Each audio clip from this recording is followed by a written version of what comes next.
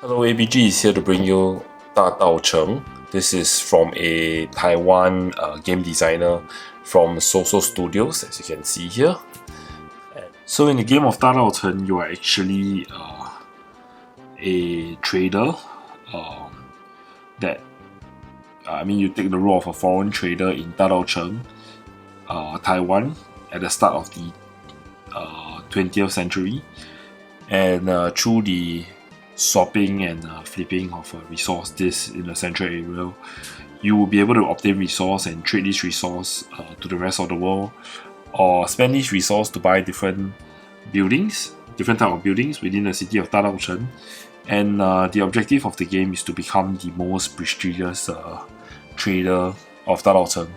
So the game plays 1 to 4. There is a solo mode to play one player, and it takes about 45 minutes.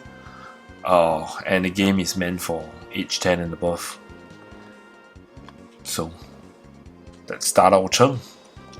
The Mandarin name of the game is 翻转Dadaocheng. And this is from designer Essen Spiel and Cai Huijiang. I hope I'm pronouncing their names correctly. So Essen is known as Gao Yucheng and Cai Huiqiang. Sorry. Yeah. This game, from what I know, is going to be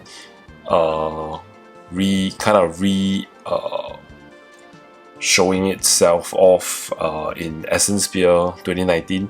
This is the second edition, and there's some changes in the rules and all, such that it actually gets its own re-entry on Board Game Geeks. So let's go ahead and start with the unboxing.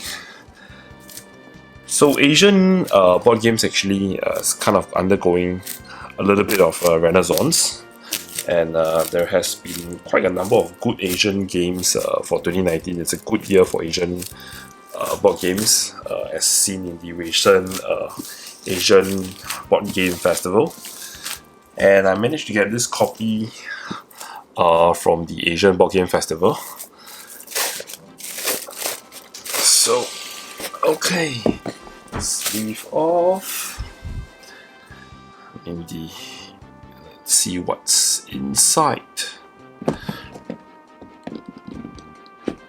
So Dadaocheng, from what I can tell, it's quite an interesting game. So the rulebook comes with kind of a interesting tile flipping element,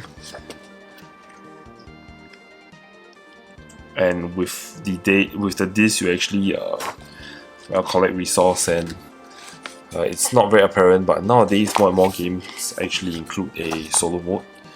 You can see the vibrant cardboard. Actually the board feels quite good.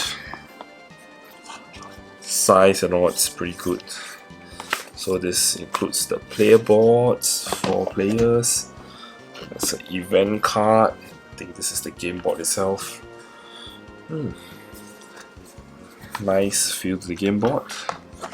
Comes with a lot of Ziploc bags, a pair of dice, some cubes for resource, and they actually have a set of cards. So not a lot of cards, which I like, so let's try to remove the cards. So the cards mainly are for events in the year. So let me show you the events.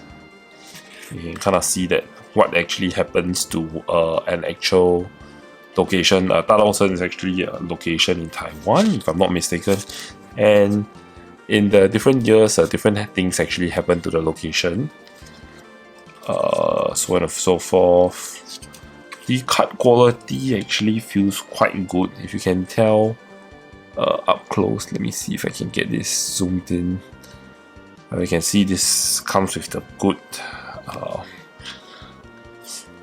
quality poker card kind of feel to it. These are the, what do you call it, the building cards. I'm out of focus again, and let's get on focus.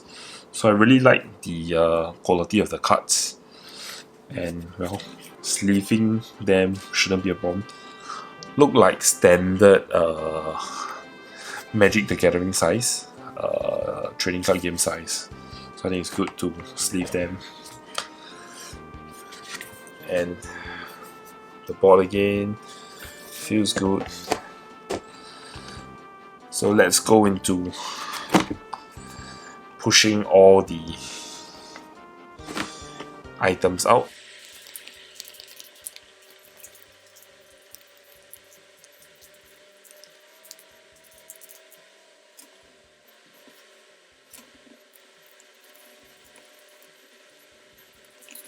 I must say the quality of the production is some of the better ones I've seen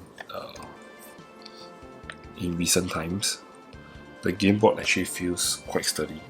The black feels good. It's easy to pop out. The cards are actually made pretty well.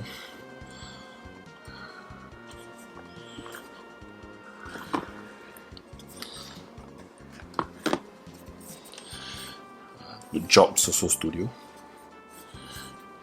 So far I'm enjoying the unboxing experience compared to unboxing some of the other games. In my overall experience in the hobby.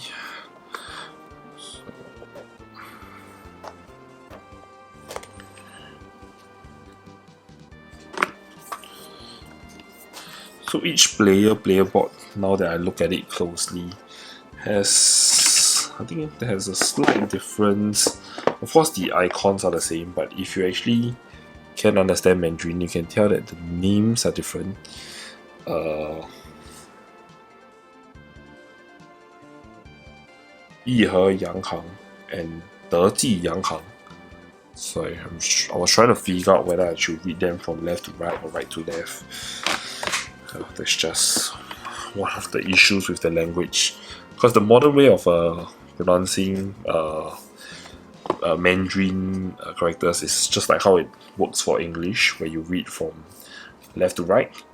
But in the older days, they actually read from right to left, so that would pose a bit of a problem when if you're trying to read it and you read it in the wrong way, the whole meanings it's obviously off.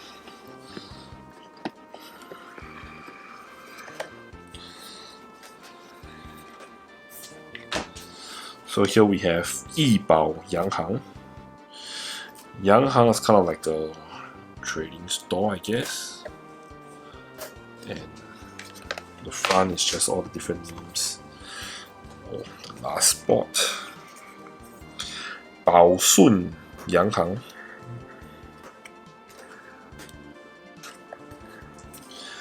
Yeah. Production, some of the best. I mean, the player board not so easy to pop out compared to the smaller tokens, but the good thing is these are the bigger ones, so it's not so bad. You can see how thick the layer is actually. If I can zoom this in to see how thick this is. Okay, yeah, so back to items. So the game board. Apparently you only need one die, so they have given one more just as a kind of like a spare. The cubes. I only know black here represents opium, and can't really recall what's the rest. And as mentioned before, the card size indeed is 63.5 by 88. It's a standard trading card size. So here are my choice of sleeves. This is actually kind of like the medium grade sleeve which I got from Daiso. They are the top notch grade from Daiso, but compared to all your premium brands like the Premium Mayday or your Fantasy Flight supply sleeves.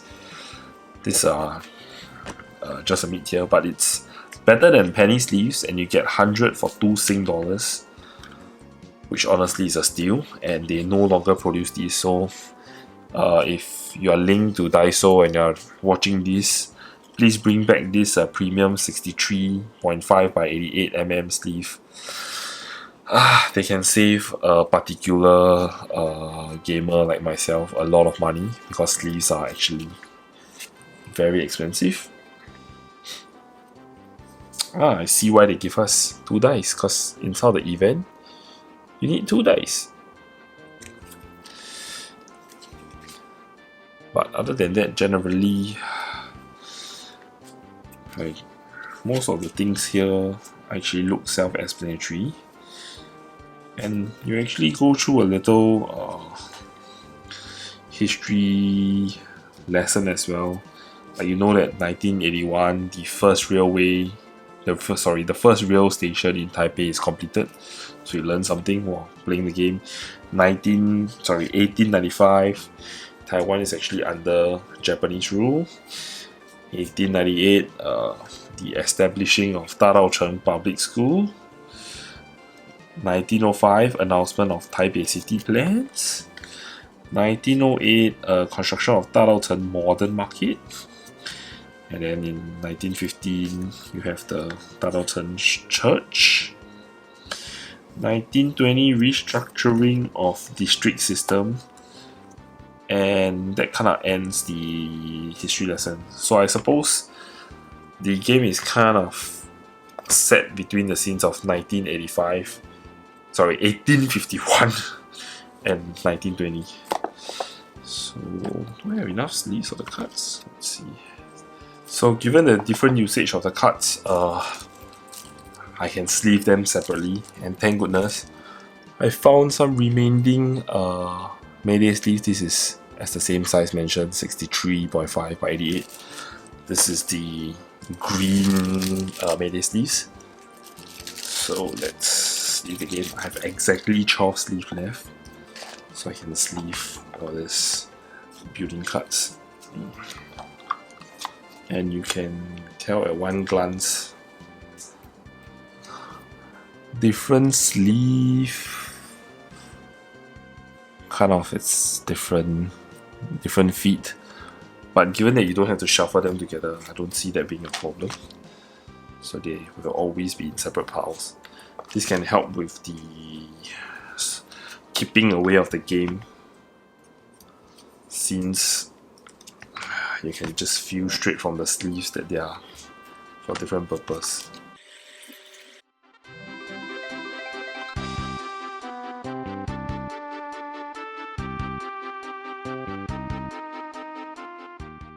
And I must say that the ziplocs that they are giving compared to the size of the components is massive. I'm not so sure if there is any other need to put the huge, humongous size ziplocs for the component.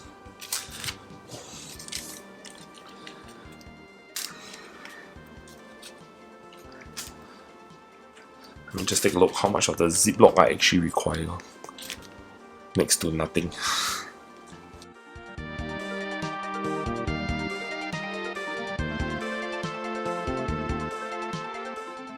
So there you have it, the unboxing of Dadaocheng. If you'd like to see us do a solo gameplay of this, do comment below. Give the video a thumbs up, share with your friends, especially if you're at Essen Spiel. Share it with people who you know will enjoy this kind of resource management, a little bit of a fancy the coin swapping mechanism. And do subscribe below, check out more of our videos there, and we'll see you at the next one. Thank you for watching.